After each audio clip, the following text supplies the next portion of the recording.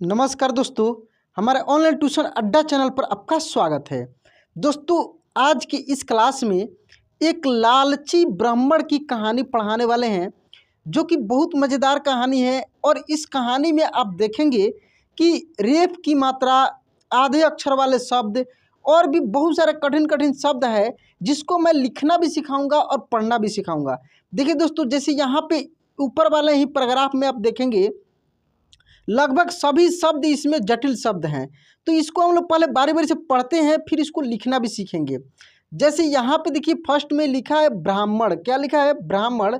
देखिए, ब में पदेन र लगा है, ऐसे ब्र, इसको ब्र पढ़ेंगे, आकार दे देंगे तो हो जाएगा ब्रा। ये ह है और फिर म है। देखिए, आधा म है इसमें, जो म है ह और म संयुक्त होकर ऐसे बना हुआ है, तो ब्राह्मण। ब्राह्मण कैसे पढ़ेंगे? ऐसे ब्राह्मण, ठीक है। और लिखेंगे भी ऐसे ब्राह्मण। उसके बाद लिखा है दोस्तों, यहाँ पे देखेंगे धार्मिक। क्या लिखा है? धार्मिक। तो देखिए धा, और देखिए ये रेफ की मात्रा है जो कि म के ऊपर लगा है, तो पहले म में छोटी की मात्रा और फिर इस रेफ की मात्रा को लगाएंगे, तो धार्मिक। देखिए, जो र का उच्चारण तेजी से होता है ना, जब तेजी से होगा और र का उच्चारण अक्षर के बाद होगा, तो देखिए जैसे धा, धा के बाद र का उच्चारण हो रहा है, लेकिन काफ़ी तेजी से हो रहा है, तो ये अगले अक्षर के ऊपर रेफ के रूप में लग जाता है, जैसे ये लगा है, ठीक ना। तो इसको धार्मिक पढ़ेंगे। इसके बाद देखेंगे दोस्तों, यहाँ पे लिखा है कृष्णदेव। क्या लिखा है? कृष्णदेव। देखिए, क में री की मात्रा है। क्या है? क में री की मात्रा है। फिर आधा ये मूर्धन्य श और अड़ा है, कृष्ण। क्या पढ़ेंगे इसको? कृष्ण। ये भी र का ही री है, ठीक ना, र का ही रूप है री, जो कि किसी भी अक्षर में ही लगा हुआ रहता है उसके नीचे, जैसे क्री, प्री, ट्री। इसका स्पेशल मैं क्लास कराया हूँ। तो यहाँ पे देखिए कृष्ण देव, देव, कृष्ण देव, ठीक है। कृष्ण देव ऐसे लिखेंगे। इसके बाद अगला अक्षर देखेंगे दोस्तों, अगला शब्द देखेंगे तीर्थ। क्या है? तीर्थ। देखिए, त में बड़ी की मात्रा ती, और देखिए थ के ऊपर रेफ की मात्रा ऐसे लगा है, इसको पढ़ेंगे तीर्थ। क्या पढ़ेंगे? तीर्थ। और इसके बाद आप एक और शब्द को यहाँ पे देखेंगे, ये लिखा है दोस्तों स्थल। क्या लिखा है? यहाँ पे देखिए स्थल। तो देखिए आधा स, थ और फिर ल है। देखिए, आधे अक्षर का उच्चारण पे डिपेंड करता है। जिस भी अक्षर का उच्चारण काफ़ी तेजी से होगा वो आधा होता है, जैसे स्थल। देखिए, स्थल नहीं हम लोग बोल रहे हैं, क्या बोल रहे हैं? स्थल। समझ रहे हैं ना? तो ये लिखा है स्थलों।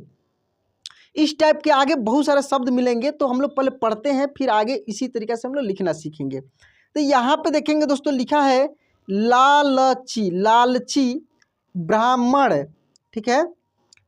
राजा कृष्णदेव राय की माता बहुत धार्मिक महिला थी।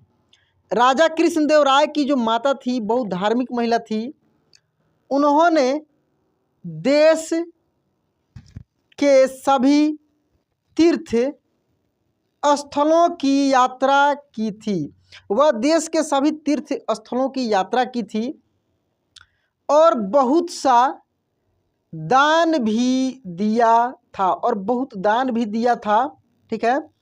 इसके बाद देखिए यहाँ पे, एक बार उन्होंने कृष्णदेव राय से दान में आम देने की इच्छा जाहिर की। एक बार उन्होंने कृष्णदेव राय से दान में आम देने की इच्छा जाहिर की कि जब मेरे मृत्यु के बाद दान जब देना, तो उसमें आम देना, ये जाहिर की थी कभी, ठीक ना। राजा ने अपनी माँ की, देखिए माँ, म पे चंद्र बिंदु है, क्या पढ़ेंगे इसको? माँ। और यहाँ पर भी देखेंगे लिखा है मंगवाई, तो फिर म पे भी चंद्र बिंदु है, तो ठीक है ना, इसका नाक से उच्चारण होता है, ठीक है। तो राजा ने अपनी माँ की इच्छा को पूरा करने के लिए रत्नागिरी से बहुत सी आम की पेटी मंगवाई। रत्नागिरी से बहुत से आम की पेटी मंगवाई, लेकिन जिस दिन दान करना तय हुआ था उससे पहले ही कृष्णदेव राय की माता की मृत्यु हो गई। ये देखिए शब्द जो लिखा है दोस्तों, मृत्यु। म में री की मात्रा है, आधा त है और फिर य में छोटी यू की मात्रा है, ऐसे मृत्यु का पढ़ेंगे, मृत्यु। तो मृत्यु हो गई।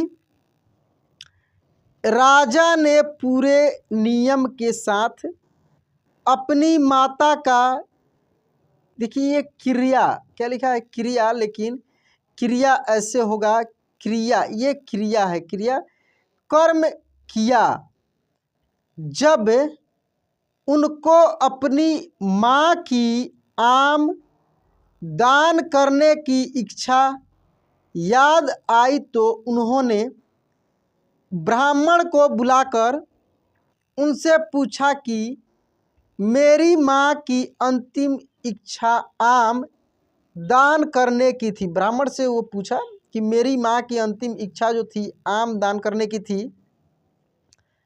अब उनको क्या करना चाहिए।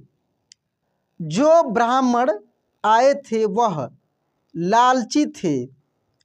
उन्होंने राजा से कहा कि उनको अपनी माँ की अंतिम इच्छा पूरी करने के लिए सोने के बने आम उनको दान करना चाहिए। सोने के बने आम उनको दान करना चाहिए, वो राजा से बोले।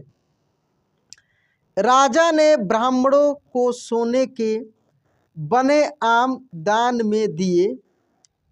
जब तेनाली रमन को यह पता चला तो उन्होंने भी अपनी माँ की आत्मा की शांति के लिए उन्हीं 3 ब्राह्मणों को बुलाया, जो ब्राह्मण आम दान में लिए थे, सोने के आम।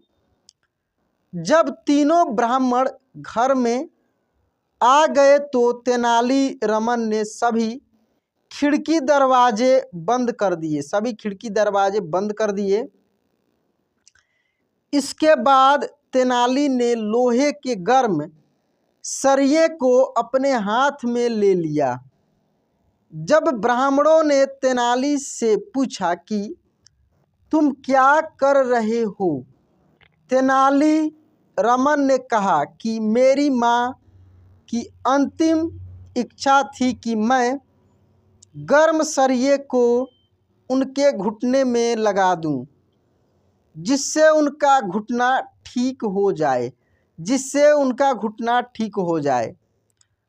अब मेरी माँ तो रही नहीं, इसलिए मैं यह आपके साथ यह करके अपनी माँ की आत्मा की शांति करना चाहता हूँ। ब्राह्मणों ने कहा कि यह तुम गलत कर रहे हो। ब्राह्मणों ने क्या कहा कि यह तुम गलत कर रहे हो। तेनाली ने कहा, जिस तरह आपने सोने के आम लेकर राजा की माँ की आत्मा की शांति करी थी, वैसे ही आप इस तरीके से मेरी माँ की आत्मा की शांति भी कर दो। तेनाली की यह बात सुनकर ब्राह्मणों ने तेनाली से और राजा से माफ़ी मांगकर सोने के आम वापस करे, सोने के आम जो थे वापस कर दिए। तेनाली ने राजा को समझाया कि इस तरह लालची ब्राह्मणों के चक्कर में पड़कर राजकोष को खर्च न करें। दोस्तों सही बात है, आज भी भले वो तो एक कहानी है, लेकिन आज भी ब्राह्मणों की ये जो लालच है या जो भी है, समाज में जो कुरीतियाँ फैली हुई हैं, ये नहीं ख़त्म होने वाली है, नहीं हो रही है। काफ़ी तरीके से ब्राह्मण जो है दिन प्रतिदिन बहुत सारे क्षेत्र में ठगी का काम करते जा रहे हैं, या जो ब्राह्मण नहीं भी है ब्राह्मण का रूप धर के ठगी का काम करते जा रहा है। बहुत सारे से ब्राह्मण हैं जो अच्छे हैं, ज्ञान की बात देते हैं, पूजा पाठ करते हैं और बहुत तरीक़ा से वो हर चीज़ को करते हैं। लेकिन कुछ लालची ब्राह्मण है जो उठपटांग आपको किसी न किसी चक्कर में डालकर पैसे ऐंठने शुरू कर देते हैं। तो आज भी ये सब चीज़ है दोस्तों। मैं किसी जातिवाद पे आपको स्पेशल फोकस नहीं कर रहा हूँ, मतलब जो सच्चाई है हमारे समाज में वो चीज़ मैं बता रहा हूँ। दोस्तों यह स्टोरी कैसा लगा प्लीज़ कमेंट बॉक्स में लिखकर बताइएगा। और यदि आपने अब तक इस चैनल को सब्सक्राइब नहीं किया है, प्लीज़ सब्सक्राइब कर लीजिए, बेल आइकन दबा के ऑल पे क्लिक कर लीजिएगा। चलिए दोस्तों आज क्लास में पेंट करते हैं, मिलते हैं अगले क्लास में। जय हिंद।